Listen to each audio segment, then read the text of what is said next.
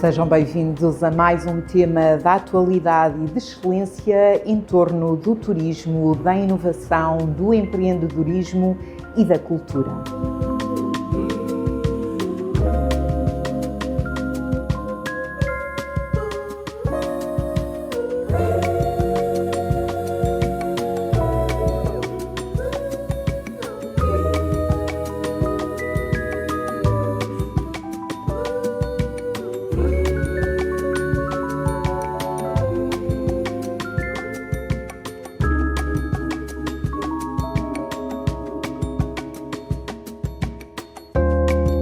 Seja bem-vinda, Ana Jacinto, a este nosso palco de competências, conhecimento e excelência, integrado aqui neste Avenida Boutique Hotel, no coração da cidade de Viseu, no centro de Portugal. Eu é que agradeço o convite e de estar aqui consigo, que é sempre um prazer e um gosto. Ana Jacinto, na qualidade de secretária-geral da Aresp e com a sua experiência transversal na área da hotelaria e da restauração a nível nacional, quais são os grandes desafios e, por outro lado, oportunidades desta grande indústria?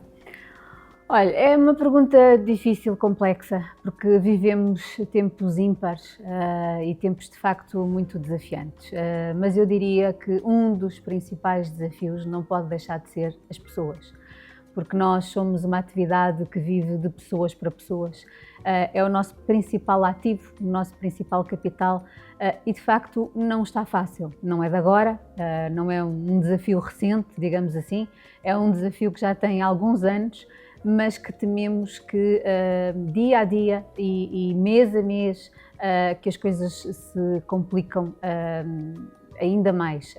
Portanto, temos muita dificuldade em encontrar pessoas. É verdade que esta questão é uma questão um bocadinho transversal a todas as atividades económicas, não é só um problema único do nosso país, sabemos disso.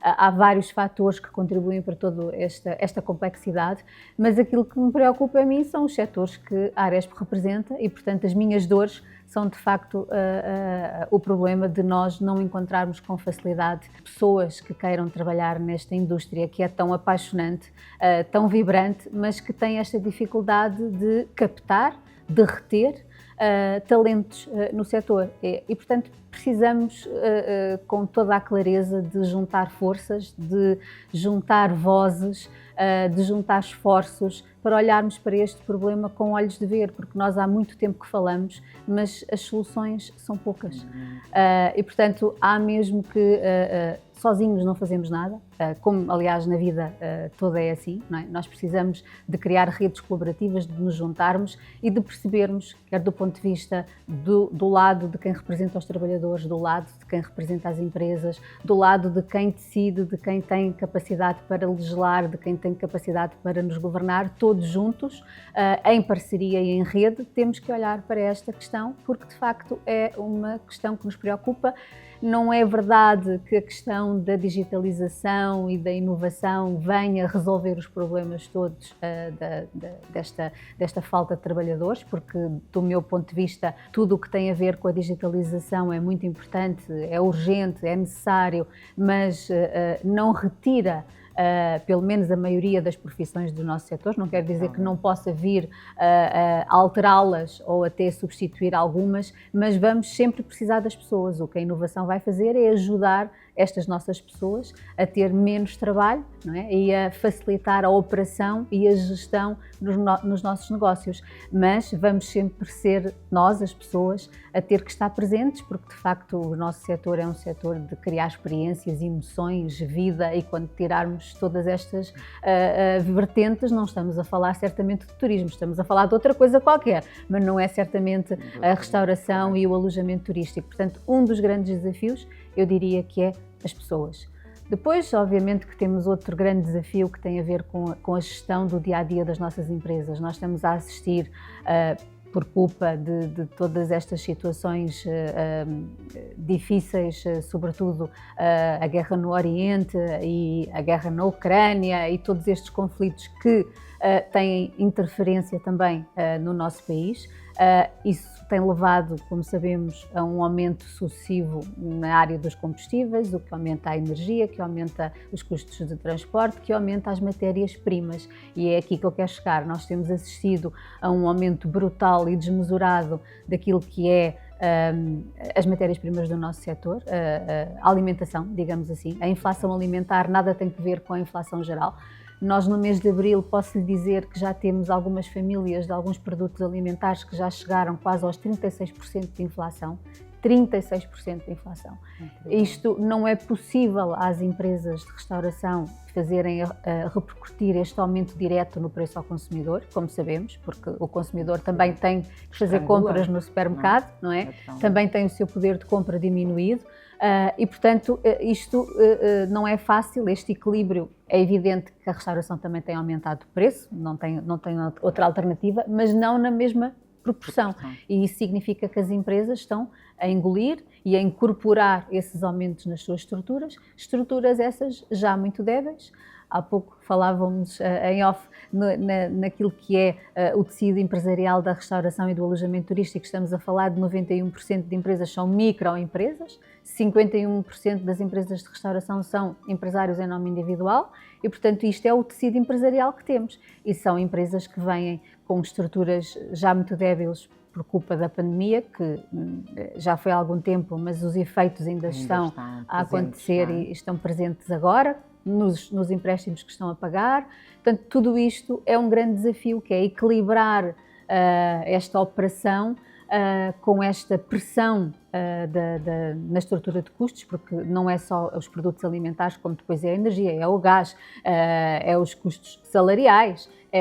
Só para lhe dar uma ideia, entre 22 e 25 nós aumentámos 23% as nossas pessoas, e ainda bem, e tem que continuar este esforço, mas isto representa um peso enorme para as empresas, que depois leva-me ao terceiro grande desafio que estas empresas têm, que é aguentarem a pressão fiscal e contributiva que este setor tem, designadamente ao nível do rendimento do trabalho. Nós fazemos um esforço tremendo e temos vindo a fazer. Aliás, o setor do turismo foi um dos setores que mais se destacou em aumentos salariais nos últimos anos. Também partia de uma base inferior, é um facto, já sei que me ia dizer isso, mas não deixa de ser assinalável este esforço, mas é um esforço que é feito pelas empresas, porque por parte do Estado, aquilo que é a contribuição, quer TSU, quer IRS, embora tenha havido algumas mexidas em termos de IRS, mas é muito pouco, esta pressão contributiva e fiscal é tão grande que depois o rendimento líquido que os trabalhadores levam para casa quase que não se notam os aumentos e o esforço que as empresas fazem. Portanto, estes três grandes blocos eu diria que são desafios preocupantes, para não falar, obviamente, das questões da sustentabilidade, das questões da inovação e da tecnologia, do digital, como eu falava há pouco, são tudo grandes desafios. Esta questão da coesão territorial e da necessidade de nós darmos turistas e pessoas a todo o território e não só a parte do território, né? Nós temos que ter inteligência, temos que ser capazes de gerir melhor os nossos fluxos e de levar mais pessoas onde elas não estão e retirar a pressão onde elas se encontram com mais intensidade. Portanto, isso tudo são desafios, para não falar, que também tem que falar, da questão das comunidades que têm que estar cada vez mais envolvidas com o turismo, porque o turismo, há aqui sempre temas que são críticos, como a pressão que o turismo provoca e as cidades que ficam descaracterizadas, mas isso só pode ficar no ar se nós não entendermos bem o que é o turismo, porque o turismo não é isso. Nós, para termos cidades onde os turistas queiram visitar, também precisam de ser cidades ótimas para as pessoas viverem.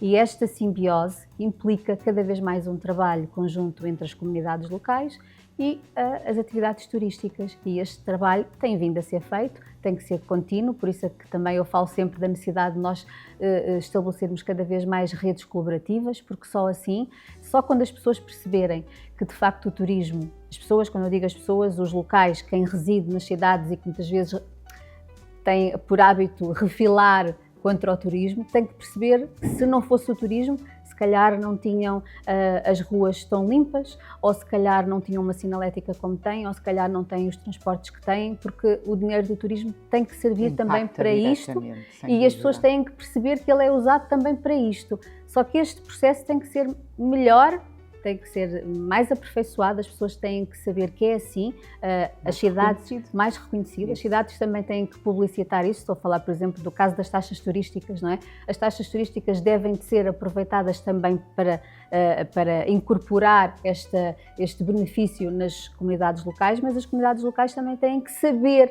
que é por via do turismo, muitas vezes não sabem, não é? Ana Jacinto, e com esse alinhamento no que diz respeito à mudança de paradigma tecnológico no âmbito da inovação, constatamos que os mercados hoje têm que imprimir uma cadeia relacional entre pessoas, tecnologias e processos. Quais são as grandes oportunidades e quais são os casos de sucesso que gostaria de referenciar a nível nacional? Bom, eu diria que o setor tem vindo devagarinho, exatamente por ser um setor, como eu lhe explicava, muito micro, com outra particularidade que é muitos dos seus líderes precisam de capacitação para entenderem estas mudanças todas. Muitas das vezes o que acontece é que os profissionais que entram nas empresas, especialmente os jovens que já vêm com outras competências, já estão muito à frente de quem está na liderança das equipas e este choque não é fácil e, portanto, nós temos esta dificuldade que precisa de ser avaliada e precisamos de ajudar estes empresários. Por isso é que a Aresp tem apostado muito na sua academia. Nós temos uma academia de formação com formação certificada que é vocacionada não só para os colaboradores das empresas, mas agora também estamos a intensificar a formação junto das lideranças. Mesmo com o Turismo Portugal temos alguns projetos nessa área de capacitar as lideranças e isto é muito importante para aquilo que me está a dizer, para os casos de sucesso. No entanto, haverá com certeza empresas que já estão mais avançadas e que já têm projetos nessa área interessantes e que usam a inteligência artificial para fazer muitos dos processos que antes eram feitos pelos humanos, com muito mais necessidade de tempo e mais complexidade e, portanto, haverá alguns exemplos bons, certamente também nas nossas áreas. Mas ainda estamos a fazer esse processo. A Aresp, como sabe, também esteve envolvida em alguns projetos, esteve e está envolvida em alguns projetos, como os bairros digitais, como as aceleradoras digitais, precisamente para ajudar as empresas a dar esse salto e a terem esse impulso, digamos assim, mas é preciso percebermos de onde é que partimos e o que é preciso fazer. Não vale a pena nós querermos a ambição por decreto e dizer a partir de amanhã as empresas estão todas num estado de maturidade digital espetacular e vamos todos aproveitar a inteligência artificial e tudo aquilo que está a nosso dispor. Não é assim, não é verdade. E, portanto, temos que ir com respeito, com paciência, com mentoria dedicada nestas empresas, acompanhamento, para que ninguém fique para trás, mas sabendo que de facto não é um processo simples e que vai exigir algum tempo, sendo que o amanhã é já aí e sabemos que quem não estiver a acompanhar estas novas tendências não vai ser visível e não vai conseguir resistir e cá ficar. E, portanto, o nosso dever e a nossa responsabilidade na Aresp é precisamente fazer com que todos estes, mesmo que sejam mais pequenos e que tenham mais dificuldade, à sua dimensão e não esquecendo a sua realidade, podem começar a acompanhar estas tendências, estas necessidades, estas urgências, não é? Sem dúvida. No fundo. A Ana Jacinto tocou num ponto da inovação e dos bairros digitais. A Aresp integrou aqui neste livro de inovação territorial com propósito um capítulo muito pertinente que aborda exatamente essa temática, os bairros digitais e a importância do apoio e a aceleração da economia digital. O que a Aresp tem feito para alavancar este tema e capacitação junto dos empresários? Olha, eu vou dar-lhe um exemplo que acho que é um dos exemplos mais bem conseguidos, que foi o bairro digital de Sesimbra. onde foi criado um marketplace onde estão os estabelecimentos de restauração e do alojamento turístico e que muitos deles que estão lá agora nem sequer sabiam que havia possibilidade de se fazer uma reserva online ou que havia necessidade de haver um site onde eles podiam mostrar aquilo que servem, aquilo que têm nos seus espaços, a interação entre eles, a forma como é que turistas vindos, sabe-se lá de onde, chegam lá. E isto é o que acontece ainda, portanto, nós ainda temos empresas que não têm sites, nós ainda temos empresas onde não é possível fazer reservas por plataformas digitais. E este bairro digital de Sesimbra veio criar e impulsionar estas ferramentas e hoje é um caso de sucesso e que está a correr lindamente e que os empresários perceberam a mais-valia do que é estar visível, não é? E do que é estar online. Portanto, é estes pequenos projetos que nós devemos incrementar, porque sabemos que, evidentemente, para muitas empresas isto não é nada, já estão muito à frente e isto já é super corriqueiro, já é passado, obrigada, já é passado, mas para estas empresas que nunca tinham sequer tido um site, isto já é um patamar que se calhar há um mês atrás não iam lá chegar. Portanto, a nossa missão é essa, é chegar a todos, mesmo estas pequeninas empresas e ajudá-los a compor a oferta, a adequar a oferta, a melhorar a oferta, não é? E além de que temos vários projetos de valorização e de capacitação para as empresas, mas esta questão do digital é de facto uma questão que nos preocupa, fundamental. Ana Jacinto, é uma questão um pouco abrangente, ainda assim muito pertinente. Com a sua visão nacional e experiência transversal neste setor tão diversificado, quais são as tendências e megatendências a nível nacional? É uma grande pergunta. As tendências mudam com muita velocidade e nós vivemos num mundo, já nem é 100 à hora, é mais do que isso. E eu não sei o que é que vai ser o amanhã. Aquilo que nós percebemos das avaliações que também vamos fazendo e dos estudos que vamos fazendo, quer do ponto de vista dos nossos empresários, quer dos nossos consumidores, percebemos que há grandes alterações de comportamentos. Nós hoje temos sinais que nos vão também preocupando, porque há uma transferência dos consumidores e isso nem sequer é a Aresp que disse, são estudos que vão sendo feitos. O último foi, salvo erro, da Nielsen, que dizia já que os consumidores, por diversas razões, talvez um dos fatores tem a ver com a perda de poder de compra, transferiram as suas preferências muito para outro tipo de pontos de venda, que não a restauração, para consumirem restauração, digamos assim. Ou então optam por fazer mais jantares e almoços em casa, com os amigos, e portanto há uma ida ao restaurante menor, é isso que lhe quero dizer. Portanto, a restauração tem mesmo que estar atenta, porque há, por diversos fatores, um deles a perda de poder de compra, volto a repetir, mas também por mudanças que nós todos vamos sofrendo, não é? Há uma transferência clara e as idas aos restaurantes passaram a ser mais experiências e mais em momentos especiais.